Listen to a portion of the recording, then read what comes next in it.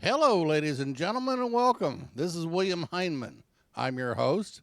This is Just Force 911, where we look at how our public officials do their job, or, well, they just really pooch screw stuff up. Guys, this is coming to us from James Madison Audits. Please go over there, tell him I sent you. Please subscribe to James Madison Audits. Hit his like and share. Give him a thumbs up. And while you're here, we're trying to get to 4,000 subscribers. If you can hit the subscribe button for me, please. The thumbs up, like, and share, and leave me a comment. I'd appreciate it very, very much. This here is going to be a little hard to watch. I'll just warn everybody ahead of time. Once again, bald-headed cop, skinhead. I just don't get these skinheads. It just blows my mind. Physically abuses a handcuffed suspect because he loses his temper. She ends up with 6 stitches, and the nice thing is he gets arrested for it. And they're going to follow the case, and when they have more information, they'll let us see it. But guys, let's get on with the video. Like I said, this comes from James Madison Audits. Please go over and tell him I sent you. And we'll get this started. It seems to be a drunk driver, and she's not cooperating. That's enough. I'm done. Either you take We are about to watch this officer, Jacob Ryan Cannon, come unglued for this woman who would not sit down. I've done several DUI investigations. I would have treated this as a refusal, and I'll jump back in just a little bit to tell you where that refusal should have been applied.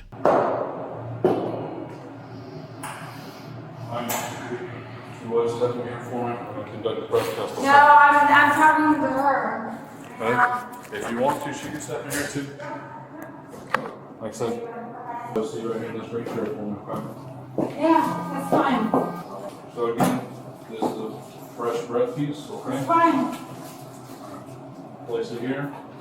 Now, the suspect is handcuffed, and she is in the custody of the jail system at this time, and they're giving her a breath test, probably because she's picked up for DWI, would be my guess. And they're trying to do a breath test. So usually there's no contamination. All right. So what you're going to do is take a deep breath in. All right. Once you take that deep breath in, you're going to let that breath out into this device, okay?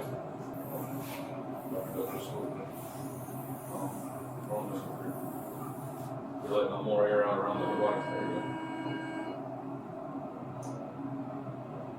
Yeah, so you put more of the breath out.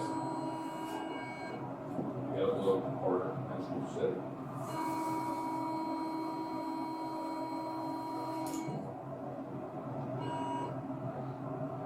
Alright, give me a second one.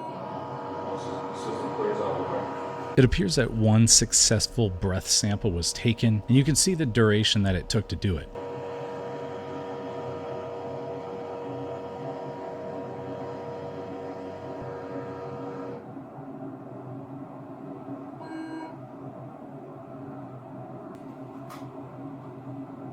I think it's like proving what the right now. Well, let's clear the system out No, for the previous breath. what do you?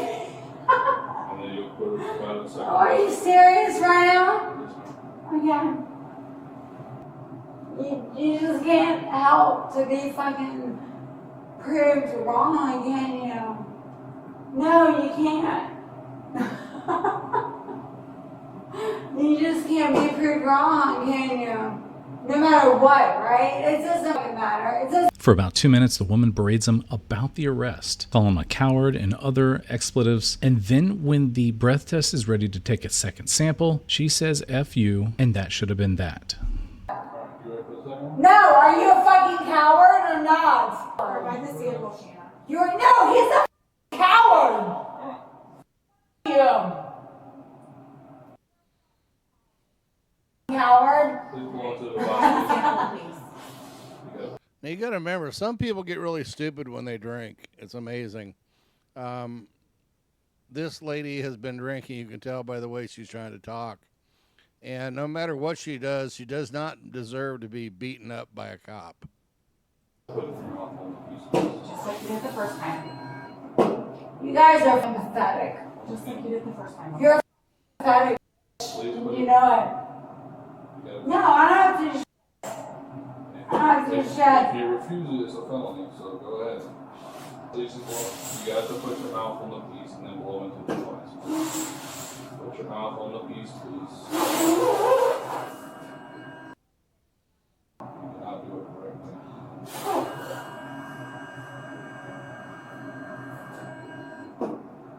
Because maybe you're wrong. Do you ever think about that? Please place your mouth on the device. Did you ever think about that? No. Did you ever think about that? Please You're place your mouth fucking on the wrong. device, Because you don't even know because you're a bitch.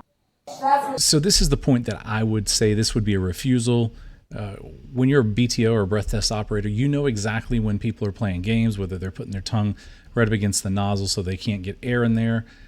But I would have done this one as a refusal right at this point when it was like the fourth attempt and say, hey, I'm going to give you one last opportunity to blow. The officer didn't perform these breath tests properly. You have to blow until I tell you to stop. And then when you do have the person blow, you tell them blow, keep going, blow, keep going, blow. And that's just what you want to do so that your instructions are clear. In this one here, I don't believe that the officer gave those clear instructions. But this would have been a refusal all day long and sent her on her way instead of getting amped up like this right here. Alright, so when this thing resets, you'll have to blow into the device correctly. I'll be ready. Okay, let's do it. So we can get this over with. Yeah, I'm ready. You little bitch. Turn it off. Wait, you turned what off? What? No. Why did you turn it off? No. What did you turn off? No, it didn't work. Radio off. What? My radio. Sit, please. That's not my fault, BT. You're almost done. You're almost done.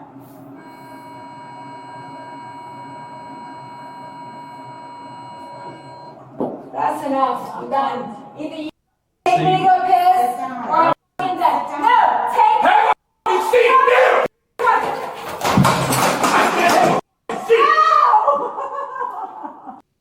No person in custody, no matter what you do not have the right to put your hands on a detained person. Any cop that does that is a complete and total slime ball. Luckily, this was on camera. He got caught and he got jacked for, or he's going to get jacked for it. So that's a good thing.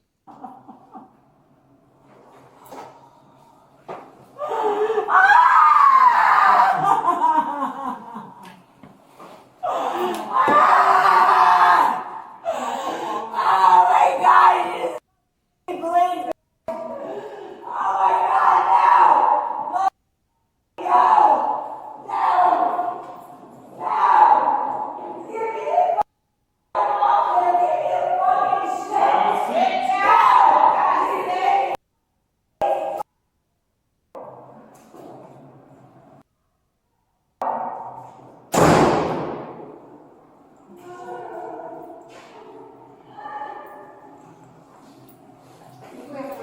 Yep. No. She's bad, so we will cut us off. Call that, you're gonna stop there. I know, okay. Call Warner, take the fucking machine.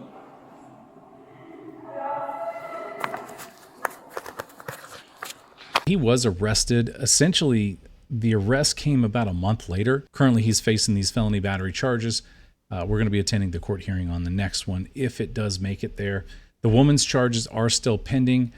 She has stitches on her face, and it was a pretty bad injury. I think she needed about 6 stitches. This officer does have a pretty extensive history in law enforcement. He was a correctional officer in Georgia and as well a police officer, and I believe maybe even a deputy sheriff. I'll have to take a look at that up in Georgia, and then he comes down here to Ormond Beach Police Department. So I did try to find out some of the reasons why he ended up in Ormond Beach, Florida.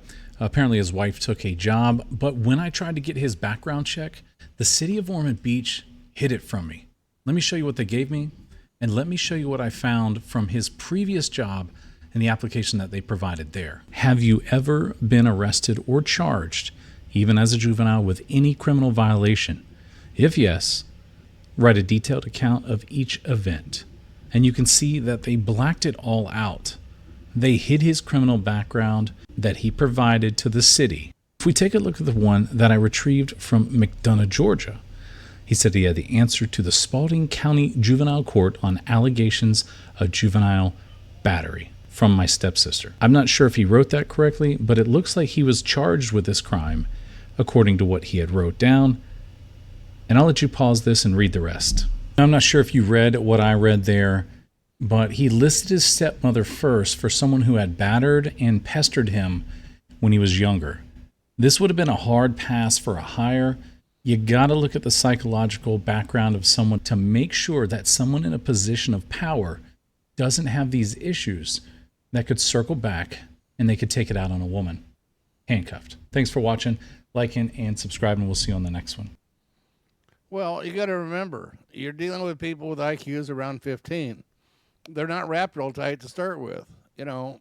And thank God that James Madison Autos brought this up to us to see, which I appreciate very much. Thank you very much. But go over to his channel, check him out, tell him I sent you. And remember, always phone the police and your public officials because you can't trust them. They're just, they're amazing. And do something good for somebody, folks, because it could just come back to you. And you guys have a safe one, all right? We'll talk to you again soon.